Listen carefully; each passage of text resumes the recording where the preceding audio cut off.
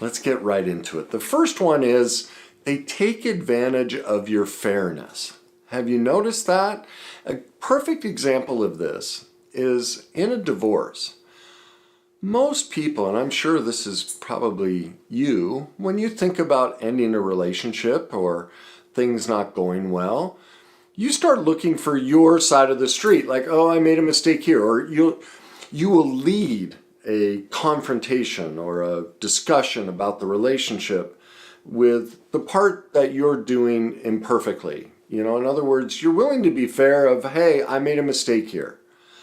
But they don't do that. And so, like I said, in a divorce, you're like, well, let's split it 50-50. And they're trying to manipulate out, well, you owe me this because of that, And so they take that sense of fairness that you have and use it against you. And the primary way they do that is number 2, denial and projection. And what this looks like, and this is crazy making, but they will explain away their lies and their deception as necessary, or they downplay, that what they did isn't a big deal.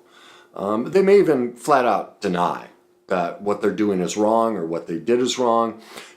Again, it's that crazy making experiences where you're like, I could have sworn you did that, but in the conversation, you're feeling like, it's all being put back on you of, what do you mean? I wasn't even there. And so there's that complete denial of it, or the projection of, well, that's just not true, and it's just not that big of a deal.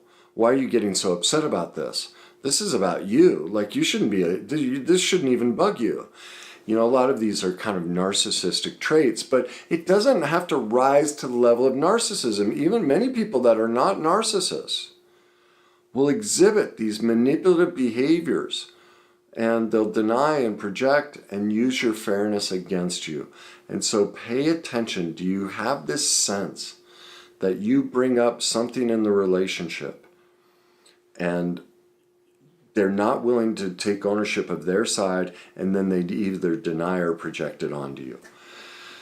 The third way, or the third red flag to look out for in the way they will manipulate you, is around your family. They will try and separate you. Now, this can happen in many different ways. It can be overt, like right in your face of, I don't like your family, and we're not spending time over there. I'm not going there. And if you go there, we're not going to have what. We're not going to have intimacy if you go see your mom. I can't stand her. Or your brother, or, they're bad people. And so you're put in this double bind of, I have to choose. If I'm going to be in a relationship with you, I have to give up my family and separate. Now, let's be honest. There are some families that it might be best that you separate from them. Okay, but let's take that situation and put it to the side. All families are crazy and chaotic and perfectly imperfect and, look a lot like Christmas Vacation. Those old Bill Murray. Was it Bill Murray? It wasn't Bill Murray. I forget his name. But every family is crazy. But let's put aside the really crazy ones. Someone who's manipulative won't accept the perfectly imperfect, fun, and crazy nature of your family, and they will look to ostracize it. Either, like I said, overtly forcing you to choose, or covertly, little subtle hints and messages, or they're dismissive. They make dinner and they forget something. It's these little jabs, these little barbs. And so you're constantly feeling this pressure whenever there's thought of being around the family, including the family. You feel a sense that you have to pick them over the family instead of being able to enjoy both at the same time. All right? Number 4, this is really, I think, diabolical. They remove your skepticism. And what I mean by that is, when you feel you can't ask them a question, or you can't bring up a topic in the relationship that you're struggling with, maybe it's a need and want that you have.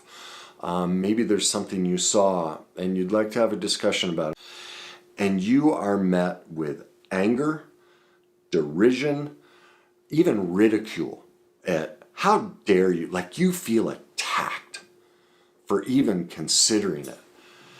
And asking for your need and want. It could be something simple like a hug or spend more time together. all these, simple little things. And you feel that sense that somehow you're going to end up in trouble. So do you notice in all four of these, there's an underlying belief, a gut feeling that something's off. That's at the heart of the manipulative person. You constantly feel on eggshells and you can't just express yourself. And that leads to number 5, the one that I don't think most people are aware of. They play nice. And what I mean is they say yes. And so they do a lot of things for you, but what they wanted was to say no. And here's the proof. Is this person throwing in your face all the things they do for you? Are they going, well, why won't you come with me? I went to this for you. I supported you over here. I gave you that. When you were tired, I was intimate with you. Why won't you do this for me? Is there some sort of comparison? In other words, when they did these things for you, are they now throwing them in your face?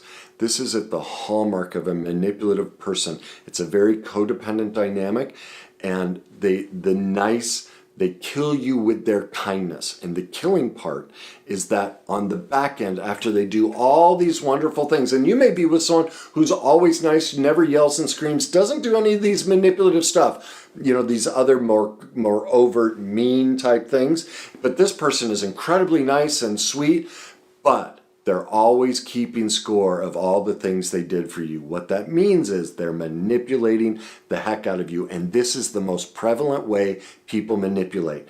They say yes to things that they want to say no. And that's because our culture has convinced us that if you love someone, you do everything for them no matter what. And that is an out and out lie. It's abusive. It's a complete mistreatment of somebody. We can only do things for others as long as we don't keep score, we don't throw it in their face that we did it for them, and we don't harbor resentment. If any of those are at play, it means we said yes to manipulate getting something in return. And here's the key. This is what you're looking for. I did A, B, C, and D for you, and you won't even do Y. That's a manipulator. They're extremely codependent. They have learned to use yes and kindness to extract something in return. That is not love. That is not freely given.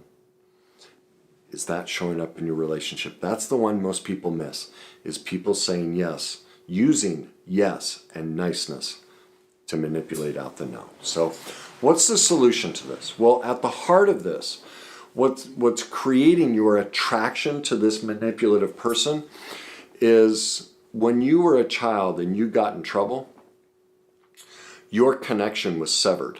You were taught conditional love. And this happens like when we put a child in timeout. Do you recognize what we're saying is, you're so bad, you no longer belong in the family. You go sit in a corner away from us. There's a condition to you getting love.